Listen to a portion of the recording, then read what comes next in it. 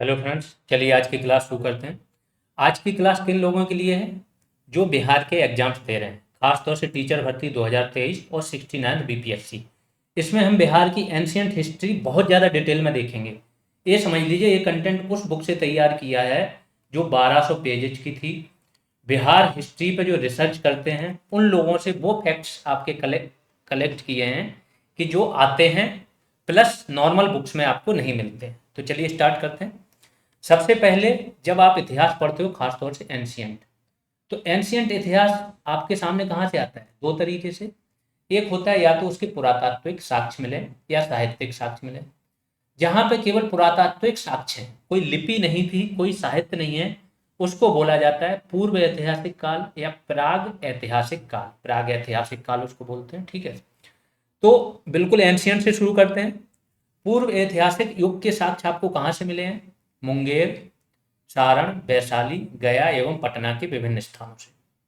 ये समझ लेना, इसको पढ़ने के बाद आपके जो टॉपिक यहाँ से आपका क्लियर हो जाएगा, फिर उससे बाहर क्वेश्चंस नहीं पूछे जाएंगे, ठीक है। सारण के चिरांद से नवपाषाण कालीन अस्थि उपकरण मिले हैं। चिरांद चेचर का नाम सुना होगा। यहाँ से नवपाषाण कालीन अस्थि उपकरण मिले हैं। अच्छा, ये सारण कहाँ पड़ता है? तो इसके लिए आपको पहले मैप ही दिखा देते हैं, जिससे कि आपका एक माइंड मैप बने, ठीक है, कि कहाँ पे कौन सा। ये है सारण। सारण जिला ये है, सिवान है।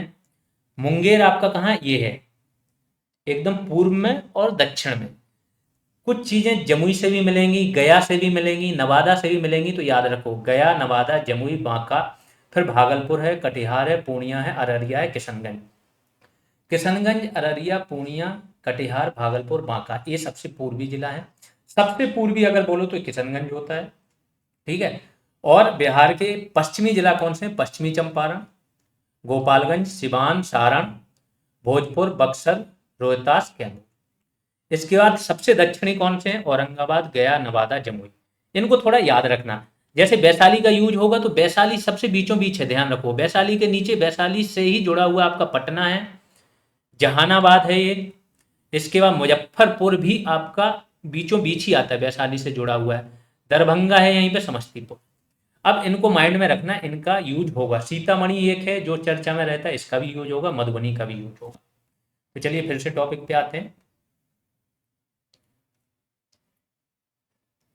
वैशाली के चेचर, गया के सोनपुर, सोनपुर का मेला भी लगता है, ध्यान रखना। तथा पटना के मनेर, मनेर पे एक केंद्र है, कोई दरगाह है, ठीक। ताम्र पाषाण कालीन उपकरण तथा मृदभांड यहाँ से मिले हैं। कब के? पूर्व ऐतिहासिक काल के। सासाराम की एक पहाड़ी है, चंदन पीर पहाड़ी। यहाँ से क्या मिला है आपको?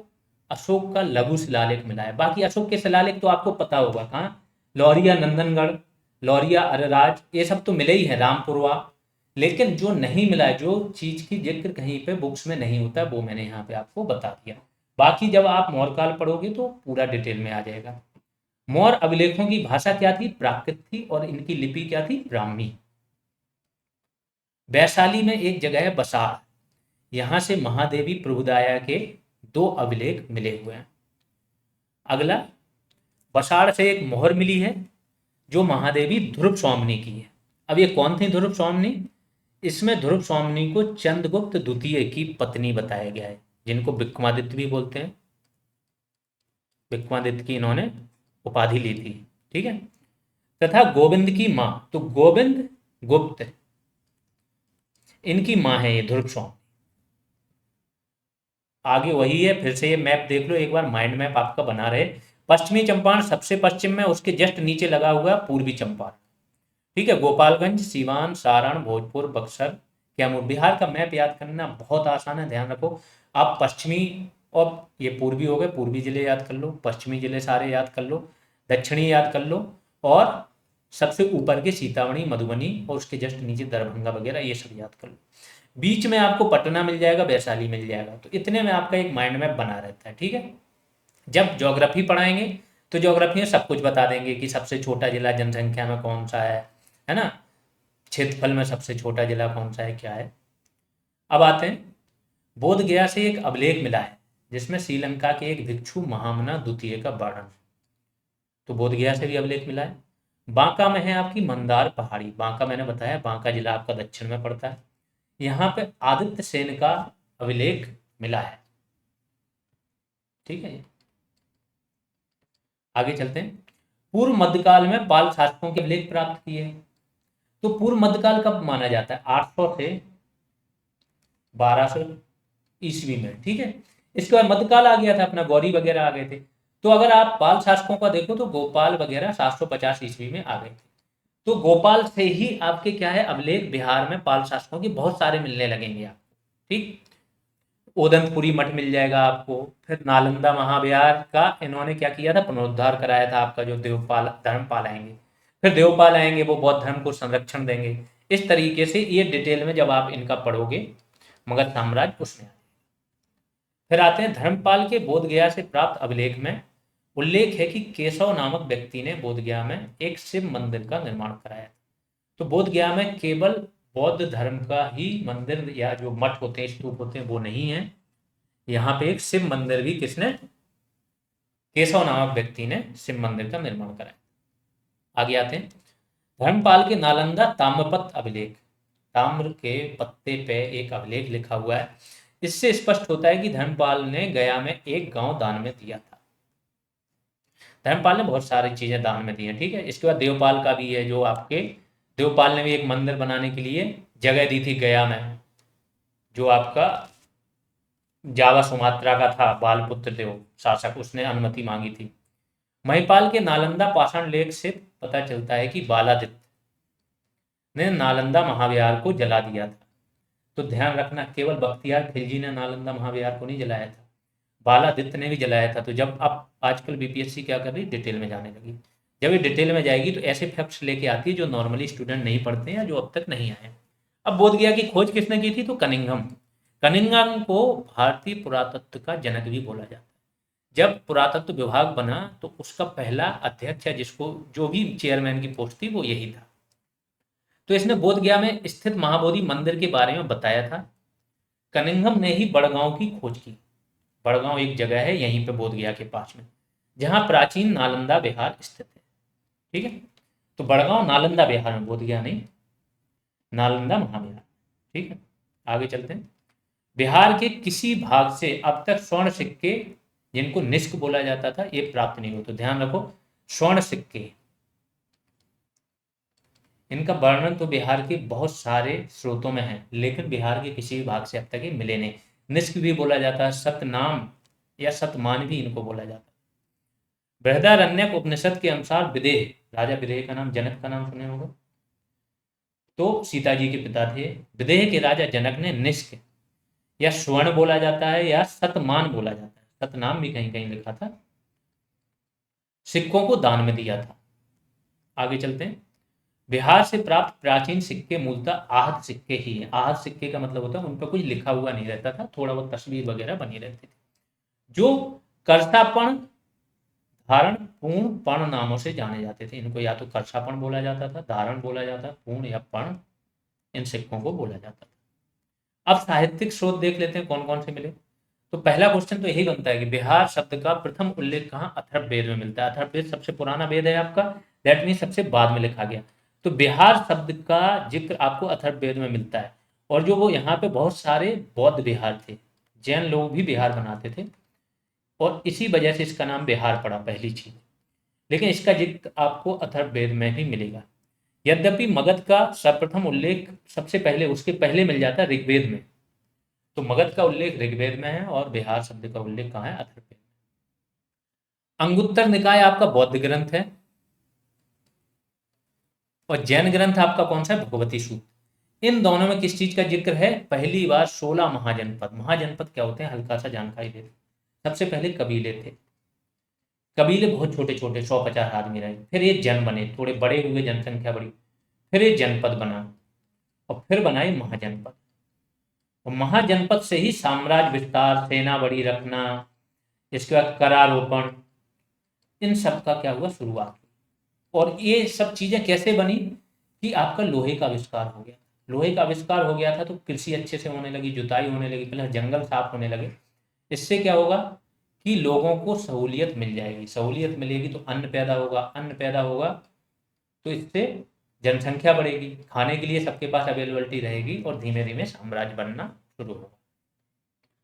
इसमें जो 16 महाजनपद हैं, जिसमें मगध, लिच्छवी और अंग, तीन कहाँ थे आपके? बिहार में थे। मगध जनपद, इसकी राजधानी क्या थी? राजगृह, बाद में पाटलिपुत्र भी बनी। लिच्छवी या बज्जी संघ इसको बोला जाता था, इसकी राजधानी क्या थी? वैशाली। ठीक है, इसमें 8 अलग अलग छोटे छोटे संघ थे लिच्छवी संघ। और अंग, अंग की राजधानी क्या थी? चंपा।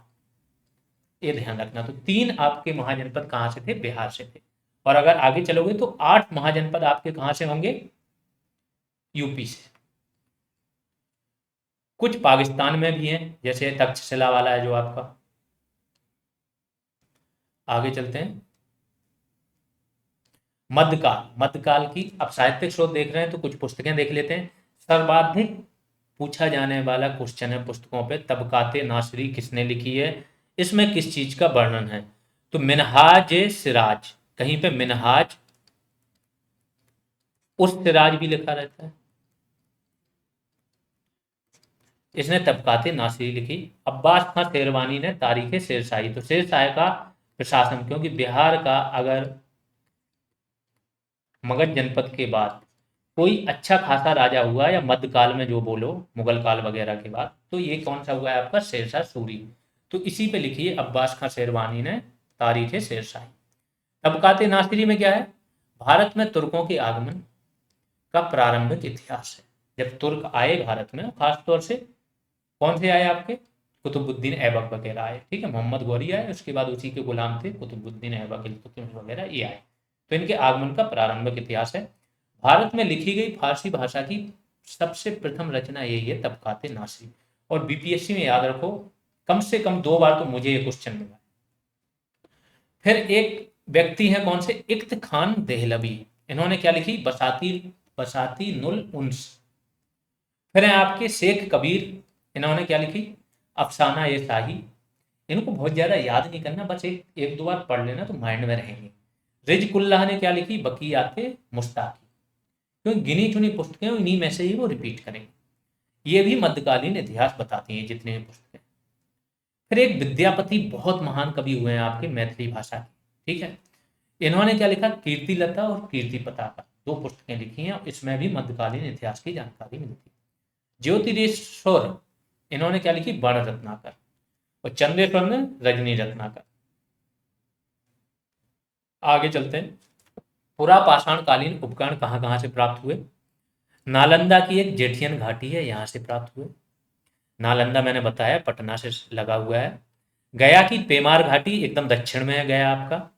मुंगेर के भीमबांध और पैसरा से भी पुरा पाषाण कालीन उपकरण मिले हुए हैं। ठीक है, या साक्ष्य बोल सकते हैं। तो मुंगेर के भीमबांध और पैसरा। भीमबांध आप ध्यान रखना, भीमबांध क्या है आपका? जलकुंड भी है। आगे चलते हैं। भागलपुर, भागलपुर के राजपोखर तथा माली जोर, यहां से क्या मिला है? यहां से भी पुरा पाषाण कालीन उपकरण मिले।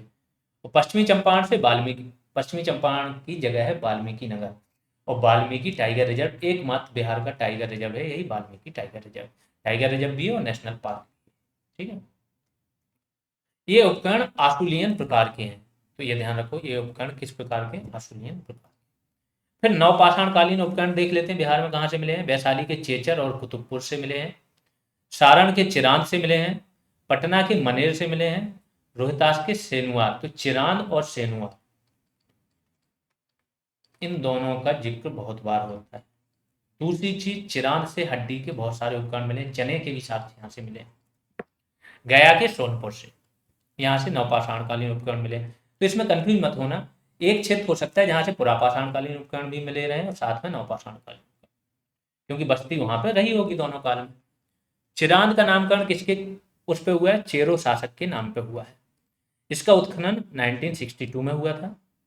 फिर ताम्रपाषाण काल आया, आपको पता है हड़प्पा काल। हड़प्पा काल को बोला जाता है कांस्य युगीन सभ्यता।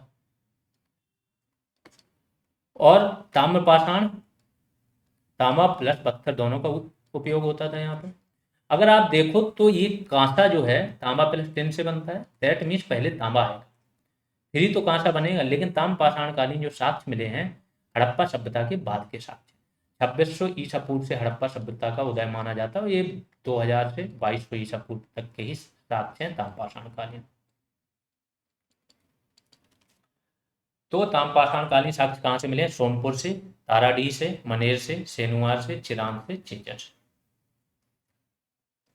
उत्तर वैदिक काल पे आ जाते हैं। उत्तर वैदिक काल में देखो ये क्वेश्चन यूपी में भी आया कि पहले जो आपके आर आए थे उत्तर वैदिक काल में, कौन आर बोला जाता था, ठीक है। तो आर आए थे तो वैदिक युग में आए, ये सप्त सिंधु प्रदेश में रहते थे, 7 नदियों जो वितस्ता, अस्किनी, परुष्णी है, शतुद्री वगैरह, दैट मीन्स झेलम, चेनाब, रावी, सतलज, ब्याज, पंजाब की तरफ की, ठीक है। पहले यहाँ रहते थे। अब धीमे धीमे ये लोग पूरब की तरफ आएंगे, और ये कब? उत्तर वैदिक काल में आएंगे, जब लोहे का विकास वगैरह हो चुका हो चुका।